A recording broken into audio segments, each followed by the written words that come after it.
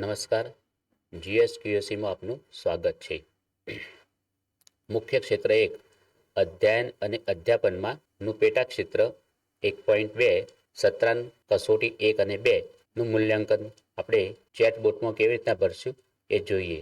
જ્યારે તમે ship ચેટનું login કરશો ત્યારે ડિસ્પ્લે ઉપર તમને જીએસક્યુએસી સર્વે ટૂલ્સ દેખાશે, જેના પર આપણે ક્લિક કરીશું. મૂલ્યાંકન શરૂ કરો એના પર આપણે ક્લિક કરીશું.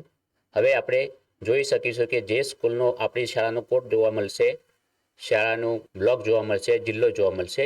જો સાચી વિગત હોય તો હા પર વિગત ક્લિક કરીશું. હવે આપણે જોવા મળશે અધ્યયન અને અધ્યાપન સામયિક કસોટી અને સત્રાંત કસોટી, જેના પર આપણે ક્લિક કરીશું.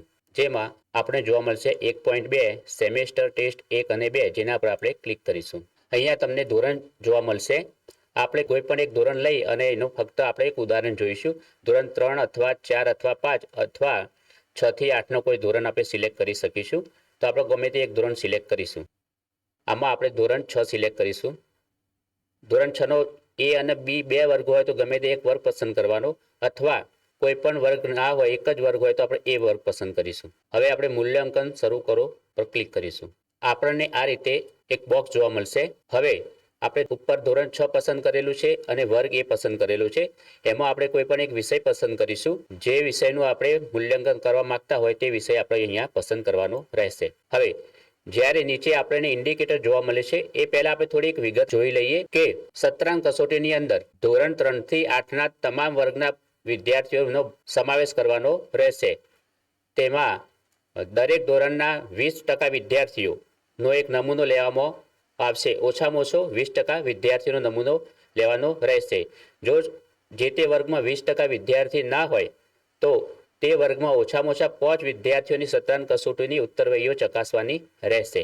અને આ 20%નો નમૂનો એ શાળાના આચાર્યએ પ્રામાણિકપણે યાદચ્છિક રીતે પસંદ કરવાનો રહેશે. હવે કઈ સત્રાંત કસોટી લેવી એ પણ આપણે જોઈશું કે જો રાજ્ય કક્ષાએથી સ્વમૂલ્યાંકન માટેના સમયગાળાની જાહેરાત કરવામાં આવે તે સમયગાળા પહેલા લેવાયેલ સત્રાંત કસોટી 1 અને 2 ની ઉત્તર પોથીઓની ચકાસણી કરવાની રહેશે. દાખલા તરીકે જો સ્વમૂલ્યાંકનનો સમયગાળો જે તે શૈક્ષણિક વર્ષના પ્રથમ સત્રમાં જાહેર થાય તો અગાઉના શૈક્ષણિક વર્ષની બંને સત્રાંત કસોટીઓને ધ્યાને લઈને કામગીરી કરવાની રહેશે. અને જો સ્વમૂલ્યાંકનનો સમયગાળો બીજા સત્રમાં જાહેર થાય તો ચાલુ શૈક્ષણિક વર્ષના સત્રાંત કસોટીઓ અને અગાઉના શૈક્ષણિક વર્ષના બીજા સત્રાંત કસોટીઓ ધ્યાને લઈ કામગીરી કરવાની રહેશે. જો વર્ગમાં પસંદ કરેલ 20% વિદ્યાર્થીઓના નમૂના પૈકી મોટાભાગના વિદ્યાર્થીઓ એટલે કે 75% કે તેથી વધુ વિદ્યાર્થીઓમાં ચકાસણી હેઠળના ઇન્ડિકેટર મુજબનું અવલોકન જોવા મળે તો હા પસંદ કરીશું, અન્યથા ના પસંદ કરીશું. હવે આપણે અહીંયા પ્રથમ ઇન્ડિકેટર જોઈએ, સત્રાંત કસોટીઓની ઉત્તરવહીઓ ચકાસવામાં આવેલ છે કે નહીં. તો અહીંયા આપણે 3 પ્રતિભાવ જોવા મળશે: હા, ના કે લાગુ પડતું નથી.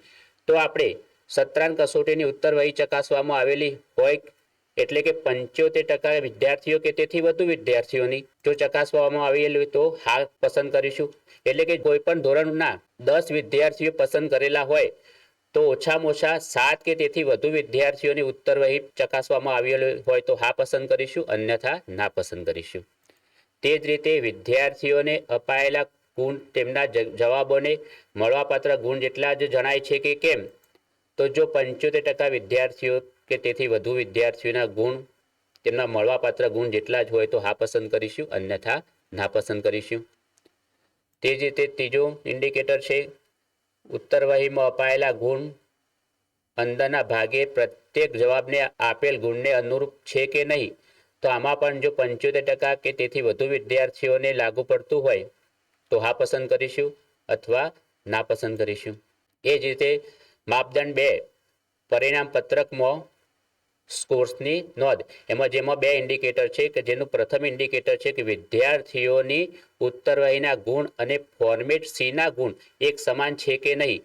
તો આમાં પણ 75% કે તેથી વધુ વિદ્યાર્થીઓના ગુણ અને ફોર્મેટ સી ના ગુણ જો સમાન હોય તો હા પસંદ કરીશું, અન્યથા ના પસંદ કરીશું. તે જ રીતે બીજું ઇન્ડિકેટર છે ફોર્મેટ સી ના ગુણ અને ઓનલાઈન એન્ટ્રી કર્યા ગુણ સમાન છે કે નહીં. તો આમાં પણ જો 75% વિદ્યાર્થીના ગુણ ફોર્મેટ સી અને ઓનલાઈન કરેલ ગુણ સમાન હોય તો હા પસંદ કરીશું, અન્યથા ના પસંદ કરીશું. એ જ રીતે ત્રીજો માપદંડ છે વાલીઓને માહિતી, એટલે કે સત્રાંક કસોટીની ઉત્તરવહીઓ વાલીઓને બતાવવામાં આવેલી છે કે નહીં. તો આમાં પણ 75% કે તેથી વધુ વિદ્યાર્થીઓની ઉત્તરવહીઓ વાલીઓને બતાવવામાં આવેલી હોય તો હા પસંદ કરીશું, અન્યથા ના પસંદ કરીશું. આ રીતે બધા જ માપદંડો પ્રત્યે આપણે પ્રતિભાવ આપ્યા પછી નીચે જમણી સાઈડ આપણે રિસેટ કરો અને સાચવો અને આગળ વધો એવું ઓપ્શન જોવા મળશે. જો આપણે રિસેટ કરવું હોય તો રિસેટ કરશો તો ફરીથી જવાબ તમારે ઇન્ડિકેટર સામે પ્રતિભાવ આપવા પડશે. અને જો સાચું જ હોય બધું તો આપણે સાચવું અને સેવ કરો પર ક્લિક કરીશું. એના પછી આપણે એક બોક્સ જોવા મળશે, શું તમે તમારો પ્રતિભાવ સાચવવા માંગો છો? તો હા ઉપર ક્લિક કરીશું. એના પછી બીજું એક બોક્સ જોવા મળશે, તમારા ઇનપુટ સફળતાપૂર્વક સાચવવામાં આવ્યા છે, તો બરાબર ઉપર ક્લિક કરીશું. હવે એક બોક્સ જોવા મળશે, જો તમારે એમ લાગે કે ફરીથી આપણે રદ કરીને ફરીથી ઇન્ડિકેટર્સ ભરવા છે તો રદ કરો પર ક્લિક કરી લઈશું, અન્યથા 20 સેકન્ડ પછી આપોઆપ સેવ થઈ જશે. અને જો તમે વ્યૂ બંધ કરશો તો પણ એ સેવ થઈ જશે. આ રીતે આપણે સત્રાંક કસોટી 1 અને 2 ના માપદંડો સામે પ્રતિભાવો કેવી રીતના આપ્યા તે જોયા. આ જ રીતે સત્રાંક કસોટી 1 અને 2 માં બીજા વિષયનું પણ એ રીતે તમે સિલેક્ટ કરી શકો છો. આપણે ધોરણ 6 સિલેક્ટ કર્યું એ રીતે બીજા ધોરણ સિલેક્ટ કરી બીજા વિષયો સિલેક્ટ કરવાના.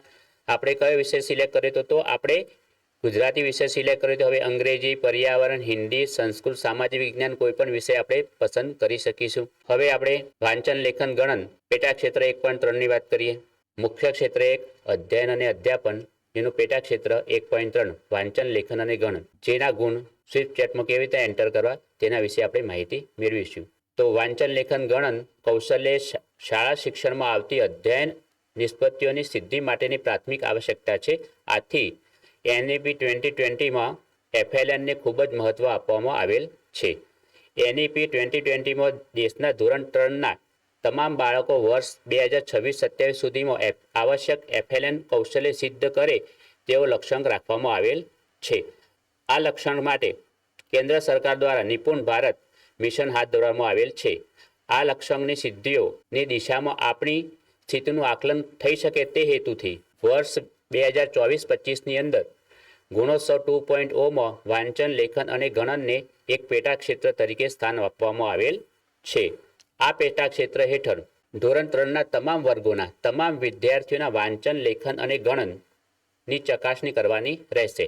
આ ચકાસણી માટે જે તે વિષયના શિક્ષકે, એટલે કે વાંચન અને લેખન માટે ભાષા શિક્ષક અને ગણન માટે ગણિતના શિક્ષકે કામગીરી કરવાની રહેશે. વાંચન લેખન અને ગણનના મૂલ્યાંકન બાદ ધોરણ 3ના વર્ગ શિક્ષકે આખરી મૂલ્યાંકન પત્રક તૈયાર કરવાનું રહેશે.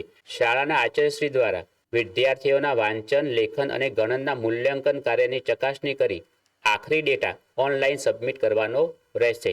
આ માટે શાળાના આચાર્યશ્રીએ ધોરણ 3ના પ્રત્યેક વર્ગના ઓછામાં ઓછા 20% વિદ્યાર્થીઓની રેન્ડમલી પસંદગી કરી તે વિદ્યાર્થીઓ પાસે વાંચન લેખન અને ગણન કરાવવું. જો વર્ગમાં 20થી ઓછા વિદ્યાર્થીઓ હોય તો ઓછામાં ઓછા 5 વિદ્યાર્થીઓને વાંચન લેખન અને ગણનની ચકાસણી કરવાની રહેશે.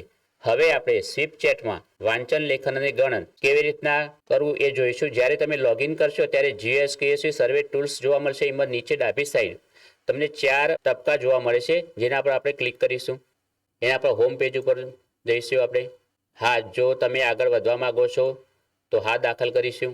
એમાં મૂલ્યાંકન શરૂ કરો કરીશું. સ્કૂલની વિગતો ચેક કરીને હા વિગતો સાચી છે એના પર ક્લિક કરીશું. હવે આપણે 6 ક્ષેત્રો જોવા મળશે. એમાં છઠ્ઠું ક્ષેત્ર વાંચન લેખન અને ગણન છે, તેના પર આપણે ક્લિક કરીશું. 6.1 વાંચન લેખન અને ગણન ઉપર આપણે ક્લિક કરીશું. મૂલ્યાંકન શરૂ કરો પર ક્લિક કરીશું. આ રીતે આપણને ડિસ્પ્લે ઉપર આ રીતે બોક્સ જોવા મળશે, જેની અંદર આપણે માર્ક એન્ટર કરવાના છે. જ્યાં ફક્ત ધોરણ 3ના વાંચન લેખન અને ગણનના માર્ક એન્ટર કરવાના છે. હવે આપણે ઇન્ડિકેટર જોઈશું. પ્રથમ ઇન્ડિકેટર છે વિદ્યાર્થીઓની કુલ સંખ્યા કેટલી છે. ધોરણ 3ના વર્ગમાં એક જ વર્ગ હોય અને 30 વિદ્યાર્થીઓ હોય તો 30 એન્ટર કરીશું. અને જો ધોરણ 3ના 2 વર્ગ હોય અને બંને વર્ગમાં 30 સંખ્યા હોય તો આપણે ત્યાં 60 એન્ટર કરીશું. કુલ સંખ્યા આપણે લખવાની રહેશે. હવે બીજો ઇન્ડિકેટર છે વાંચનમાં તમામ વિદ્યાર્થીઓએ મેળવેલા કુલ ગુણ. જો 60 વિદ્યાર્થીઓમાંથી કુલ ગુણ 550 મેળવ્યા હશે તો તે આપણે 550 લખીશું. એ જ રીતે લેખનમાં તમામ વિદ્યાર્થીઓએ મેળવેલ કુલ ગુણ.